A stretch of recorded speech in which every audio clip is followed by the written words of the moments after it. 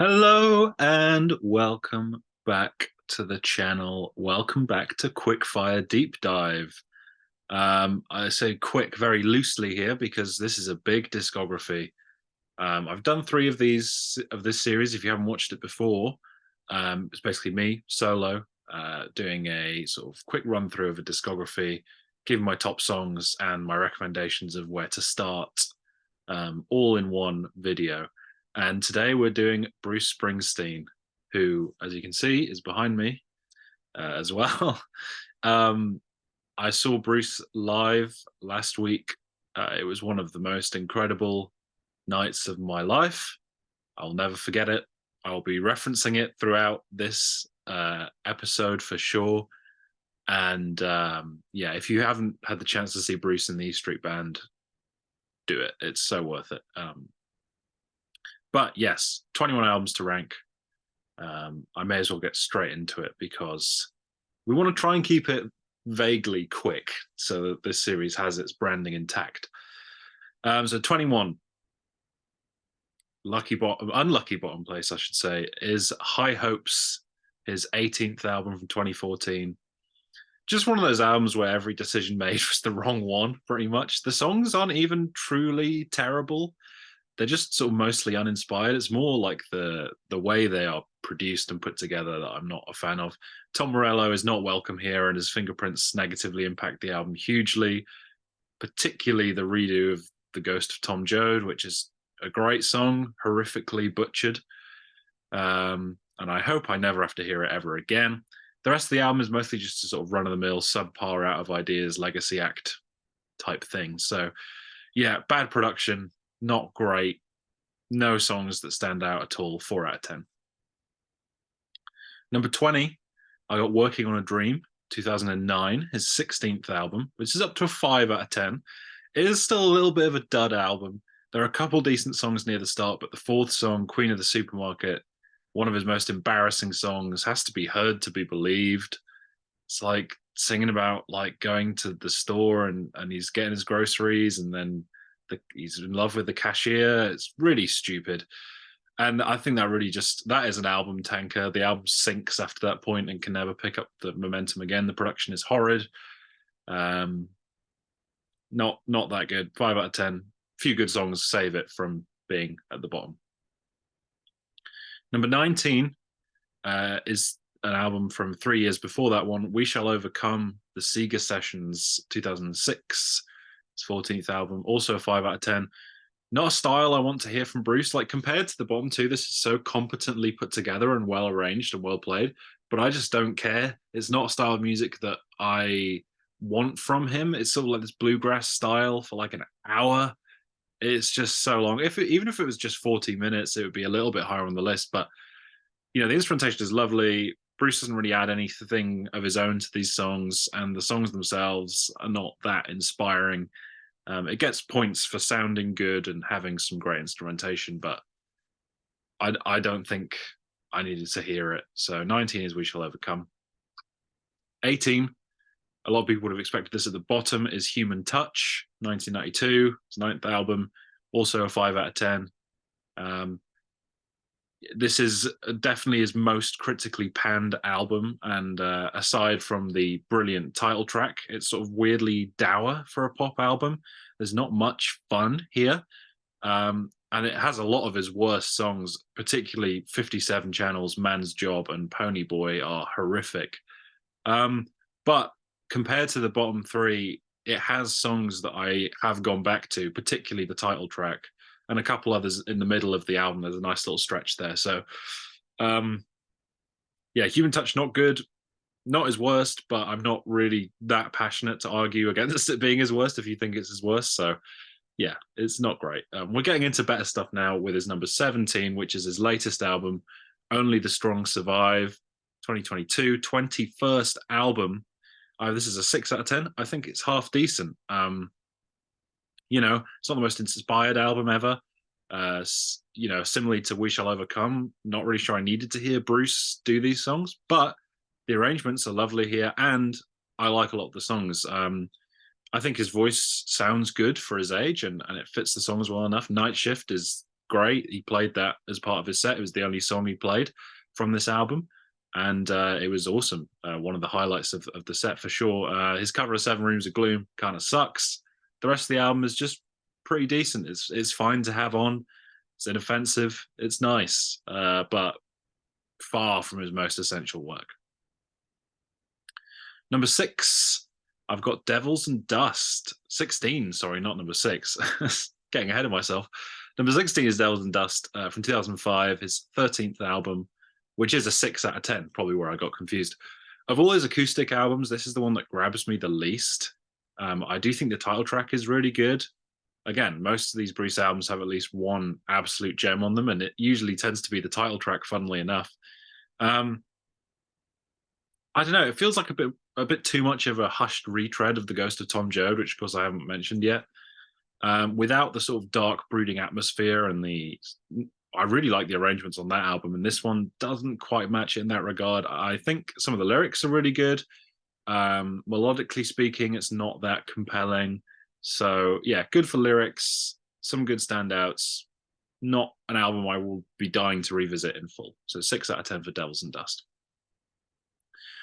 Getting positive quickly though, because number 15 is Lucky Town, released on the same day as Human Touch, 1992. I've got this as a 7 out of 10. I think this is a good album. I think he has 15 albums that are at least good. Just shows how much of a Bruce fan I am. It's definitely better than Human Touch, despite being released at the same time. And I think by quite some distance, it's quite a bit shorter, which obviously helps it. 20 minutes shorter somehow. And the songs are just more upbeat and feel more inspired. Side 1 is actually really, really great. So many great songs on there. Title track being one of them again. Side 2 is a big dip in quality, but still enjoyable overall. But yeah, pretty much all those songs on side 1, really enjoyable. It's very cheesy early 90s sound though, which doesn't help the songs. So yeah, it's a good album, but I can see why it's not critically loved. Maybe a little bit of a guilty pleasure. My number 14 is going back to the 21st century with Wrecking Ball, his 17th album. 7 out of 10 again. This is super inconsistent. It's epitomized again with a fantastic title track, which I think another one that was a real highlight of the set when I saw him. And then you have the career low that is Rocky Ground with the embarrassing rap. So bad. There's some poor production choices here, but I think the instrumentation is great. And I think this has some really inspired songwriting in parts. It's just, a couple missteps kind of derail the album from being a truly great album. It's as it stands, it's just fairly enjoyable, pretty good. One Rolling Stones album of the year for 2012, which is pretty crazy, but yeah, good album. Number 13 is Magic from 2007. Another 7 out of 10. Not the best production, once again, something I point out to a lot in his 21st century albums. The drum sound, especially on Radio Nowhere, really grating. There's actually my least favorite song on the album, and I know that's going to be controversial because it appeared on maybe one of his greatest hits albums. But then, after that one with the really awful snare sound, the album sort of mellows out a bit, and it's actually really nice. I don't think there's any top shelf Bruce songs on here. Like I'd say the title track on Wrecking Ball is better than anything on this album, but it's just consistently really strong, and it makes for a really good listen all the way through. So Magic is a good album, definitely worth listening if you're a fan already.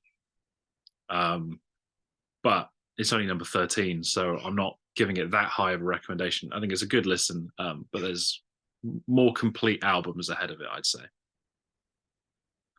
Number 12, I've got his debut album, Greetings from Asbury Park, New Jersey, 1973. First 70s album mentioned. This is another 7. I think it's the sound of Bruce still figuring out who he was. His songwriting is pretty hit and miss here for me. I love Growing Up, a song I'd slept on for too long, but that song is just fantastic. I'd also like Spirit in the Night a lot. Blinded in the Light, pretty good. The jokes about him overdoing the rhyming, definitely not overstated. It's a bit ridiculous. When I'm in the right mood, though, Blinded by the Light hits good. It's a good listen. It's a good place to start. But the best was certainly yet to come in terms of full albums for sure, even if there are glimpses of greatness on this one.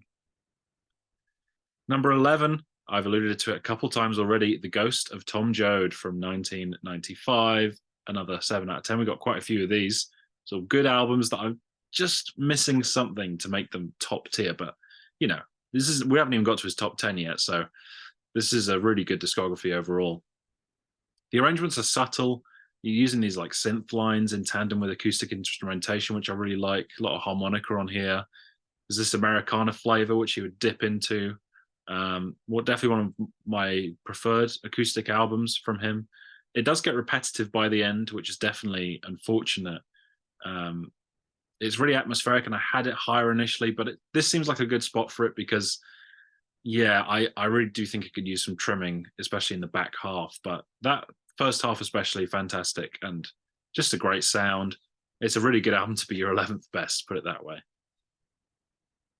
And then number 10, I've got Tunnel of Love, his 1987 album, his 8th album, which I've got also as a 7. This is a really odd album.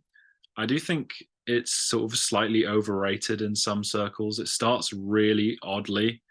Ain't Got You and Spare Parts on the A-side are really weak. But then, you know, you get some 80s bangers throughout the album, especially on the second half with One Step Up, Brilliant Disguise, and Valentine's Day, all fantastic. You also get Tougher Than the Rest being the highlight on the first side. So those songs are just great. Really, really good sound to them, really great songwriting, some great pop moments. But in terms of an engaging, consistent listen, it's not up there with his best, not even close. But it's good, and there are moments of greatness which have elevated it. You know, this massive pack of 7 out of 10 albums, it's climbed up a couple spots just because of the highlights. So yeah. So that's number 10. We're flying through the top 10 now. Number 9 is going to be Letter to You, his 2020 album.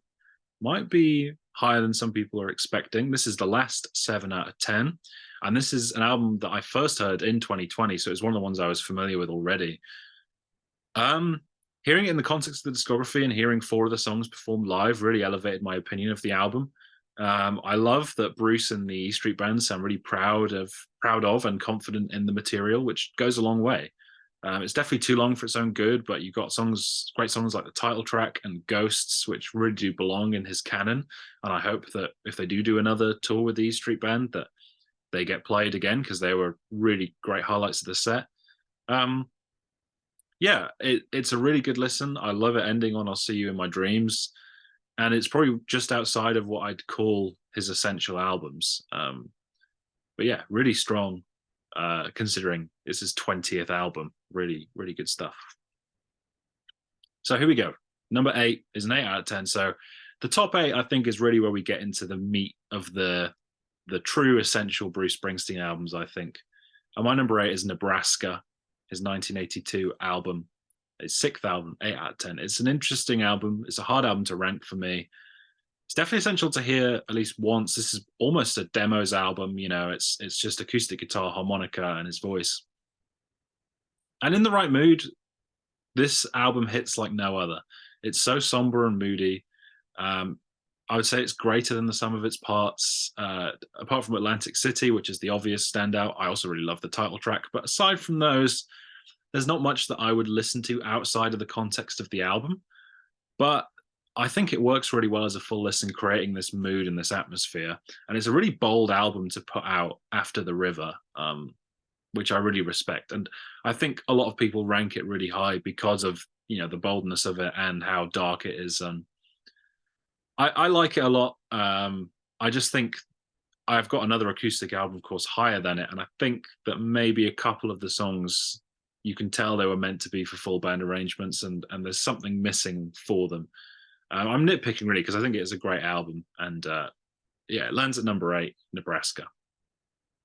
Number 7, going back into the 70s, his second album, The Wild, The Innocent, and the E Street Shuffle from 1973, 8 out of 10 again. It's definitely a big progression from the debut in terms of songwriting and in terms of the band. Like, they are absolutely on fire on this album. They're maybe the one where they are the most prominent. I think Bruce is kind of the problem here on this one. He's yet to find himself as a performer and a frontman, which does hinder a couple of the songs. Like I think on Sandy, he's kind of overdoing the whispering. His voice isn't what it would become, but the album is consistently very good and has flashes of excellence in Incident on 57th Street and Rosalita, the two epic length songs on side two. It's pretty much an outlier in his discography because of its higher emphasis on instrumental sections and its jazziness in parts, but I really like it. It's not in the top tier, but it's a must listen if you're into Bruce. And like I said, Incident on 57th Street and Rosalita are among his most essential tracks of his 70s career. So, and then number 6, maybe controversial. My number 6 favorite Bruce Springsteen album is Western Stars. His 2019 album is an 8 out of 10 for me. Some of his most gorgeous arrangements of his career. And again, I mentioned the production being weak on so many of those 21st century Springsteen albums. This was a breath of fresh air. The strings are lush. They give it so much more flavor than his other acoustic albums. And his vocals sound so great for his age as well. You have songs like Hitchhiking and Drive Fast, just excellent songwriting, really melodic, and lyrics really great on throughout this as well. It doesn't really lose steam at all. There's maybe one song that I could lose, and for a 50-minute album in 2019 from Bruce Springsteen, that's great. I think a lot of people probably sleep on this one. Definitely worth checking out if you're into the more acoustic side of Bruce, but with big string arrangements. It's not as bare as something like Nebraska or the Ghost of Tom Joad. So yeah, Western Stars is my number 6. And then my top 5, I feel like, is in a tier above again. These are all what I would consider classic albums. My number 5 is Darkness on the Edge of Town from 1978, his 4th album, at an 8 out of 10. Some people would consider this a bit low. I've sort of had a strange relationship with this album where I was not quite seeing the hype, especially coming straight after Born to Run. But I have definitely come around now, despite having a couple problems with it, which I'll get into. This album I think is really great, like it more now than I ever have. But I still don't think it really stacks up to its predecessor in some ways. But expecting any album to live up to Born to Run, in my opinion, is pretty harsh. It has some of his finest songs in Badlands, Racing in the Street, and The Promised Land. Those are all pretty much perfect songs. There are a couple I'm not as keen on, like Adam Raised a Cain, especially as track 2, straight after Badlands, is a bit of a bummer for me. I'm not sort of going for this like arena rock sound, which, and as much as I do really like the title track, Darkness on the Edge of Town, it does feel a bit too similar to Backstreets from Born to Run to me. And there are a couple songs on here that kind of read like rewrites, which, again, it's nitpicky because I love the sound and I love the style he's going for. I also think his vocals don't sound quite as good as they do on Born to Run in some places, but then, on the big songs that I mentioned, his vocals sound awesome.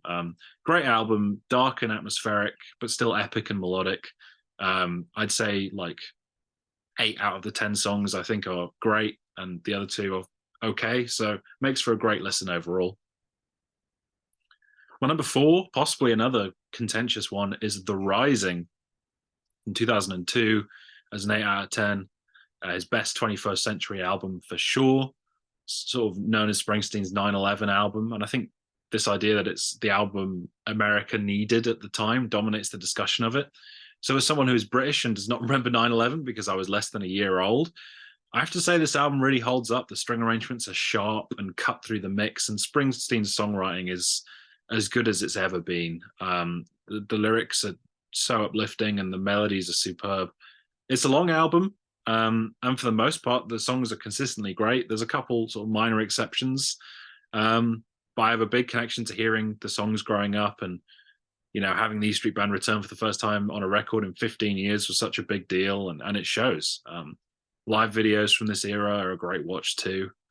Yeah, I think it was actually close to 20 years actually for the E Street Band. So yeah, just awesome. Like you think about Lonesome Day, Waiting on a Sunny Day, Into the Fire. The title track is fantastic. Mary's Place was one they played live. They did the title track as well. Both awesome. And these songs last. And I think it's kind of got a mixed reputation. People either put it really high or kind of detract it a little bit. Because yeah, the production could be a little bit better in terms of like sound. It's a little bit compressed, but in terms of arrangements, it is pretty much second to none in his discography. And it lands at number 4 largely because it is behind 3 absolute classic albums, in my opinion. And one of those is The River, as an 8 out of 10 from 1980. Always really liked this one. A sprawling epic that is mostly pretty great, even more consistent than The Rising with better production. You got the iconic title track, the jangly The Ties That Bind, one of his best openers, the lovely sort of 50s pop of Hungry Heart, and the epic Drive All Night. The album is just jammed full of great songs and has a decent amount of variety. Maybe not as much variety as a lot of double albums, but you know, it's got plenty of Bruce Springsteen goodness. There's a great combination of his captivating storytelling and the E Street Band's electric chemistry. I'm a big fan of Sherry Darling as well. It's a great song. There's just so many great ones, too many to mention, but maybe not as many true essential tracks as the top 2, which are just jammed full despite being not as long. But this is still a great album. I own it on vinyl and I'll be spinning it again and again and again, no doubt. It's close to a 9. I think maybe the fact that I would maybe want a little bit more variety in a double album drops it to an 8, because listening to it in full is quite the undertaking. But yeah, The River is just great. And then number 2 is Born in the USA, 1984, which is a 9 out of 10. I'm surprised I don't see this album as high as this on most lists. I think it must just come down to the overplay of the hits and the 80s style production, because there's just so many incredible songs on here. You think, you know, Born in the USA, Dancing in the Dark, I'm on Fire, obviously, but also, you know, Glory Days, No Surrender, just so many, Bobby Jean, like so many fantastic songs. My Hometown as well, closing the album brilliantly. The quality of songwriting is just unbelievably good from start to finish. They played 2/3 of this album in the set, and that definitely made me love the album even more. But it was always going to be number 2 anyway. It's just like the gap between 2 and 3 is even bigger. It's so fun. There's some great reflective moments too. Of course, the production is occasionally a bit dated, but mostly serves the songs pretty well, I think. Just great stuff all around. Features the great energy of the E Street Band, elevating these pop songs even further. Yeah, and it's clear that even the current iteration of the E Street Band, they value these songs and they love playing them live still. There was just massive smiles on all their faces as they were playing the songs from this album in particular. So I think that says a lot, and I think it's a worthy second place. Which means, of course, if I didn't give it away in all the videos this has been on the background of, Born to Run is my number 1. 10 out of 10. 1975, his third album. It's one of my favorite songs of all time. Songs? Yes, songs, but albums. It is one of the most perfect albums ever put together. It's a marvel that these songs are all perfect examples of studio craft and also have become live staples, you know. From the first harmonica notes of Thunder Road, it's clear the album is going to be special, and it covers so much ground through Bruce's brilliant poetry and the absolute unmatched kinetic energy of the band. So anthemic and just glorious, and really makes you feel something. Well, makes me feel something at least every time. This is everything that every other Heartland rock album since has strived to be. You know, you talk about Born to Run, Jungle Land, She's the One, Thunder Road, of course, 10th Avenue, Freeze Out, Back Streets, Meeting Across the River, even, which is a spoken word little song, and Night. You know, all the songs are just terrific. You know, Night is probably the worst song on the album. That's just because it's great instead of one of the greatest songs of all time. And that's kind of the level that we're dealing with here. So Born to Run is my winner. Never in doubt. Top 20 album of all time for sure. And then we go into the top songs. Wow, that was a lot of albums to get through. Of course, if you haven't watched my channel before, you'll know a long discography in a regular video means top 20 songs, and I've allowed myself 20 songs here as well. So let's blast through these quickly. Number 20, I got The Ghost of Tom Joad from The Ghost of Tom Joad. 19, Hitchhiking from Western Stars. 18, Growing Up from Greetings from Asbury Park, New Jersey. 17, Atlantic City from Nebraska. 16, My Hometown from Born in the USA. 15, The River from The River. 14, Backstreets from Born to Run. 13, Lonesome Day from The Rising. Back to Back from The Rising. Number 12 is the title track. And number 11, Incident on 57th Street from The Wild, the Innocent, and the East Street Shuffle, which I have to say probably my best discovery out of this. The top 10, I knew all of them already, but that one was the one that I've discovered and was like, holy shit, this song is incredible. So definitely check that out if you haven't. Top 10. Number 10, Bobby Jean from Born in the USA. What a lovely sort of poignant pop song. Number 9, also from Born in the USA, I'm on Fire. Enough said. Number 8, Ties That Bind from The River. Almost sounds like R.E.M. Really cool. Number 7, 10th Avenue Freeze Out from Born to Run. Number 6, Badlands from Darkness on the Edge of Town. Come on, this might be his best chorus. So good. Number 5, Waiting on a Sunny Day from The Rising. Personal favorite of mine. One of the first Springsteen songs I ever remember hearing. It was played around the house by my dad a lot when I was younger. Number 4, Dancing in the Dark from Born in the USA. Classic 80s pop song. And the top 3 are all from Born to Run. Number 3 is Jungle Land. Number 2 is Born to Run. And number 1 is Thunder Road. But I thought Born to Run might give it a run for its money, but seeing Thunder Road live and singing along every single lyric of the song, it was something else. So yeah, there we are. And all that leaves me to do is to recommend you where to start with Bruce Springsteen. I assume you've all listened to some Bruce Springsteen, but if you somehow haven't, or you want to give him another chance, maybe, if you want the classic Bruce Springsteen sound, I think you've got to go for the trilogy of Born to Run, then Darkness on the Edge of Town, then The River. Those 3 albums are where you're going to get your sort of classic Bruce Springsteen and the East Street Band sound. If you're really into your 80s pop, obviously Born in the USA is the one to go to. If you prefer a more Americana / singer-songwriter style, he has plenty to choose from, but my pick would be Western Stars. If you want a showcase for some more jazzy instrumentation, some more long-form instrumentals, and just a showcase for a fantastic band, The Wild, the Innocent, and the East Street Shuffle, that's the one you want to check for that.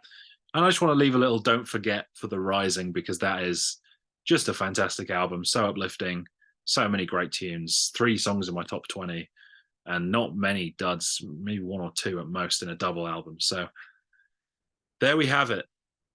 That was not a very quick fire deep dive, but if you enjoyed the video, please like and subscribe if you haven't already.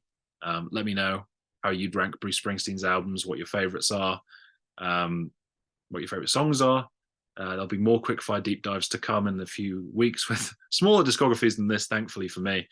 But this is an absolute blast. Hopefully you enjoyed the video, and hopefully I'll catch you soon.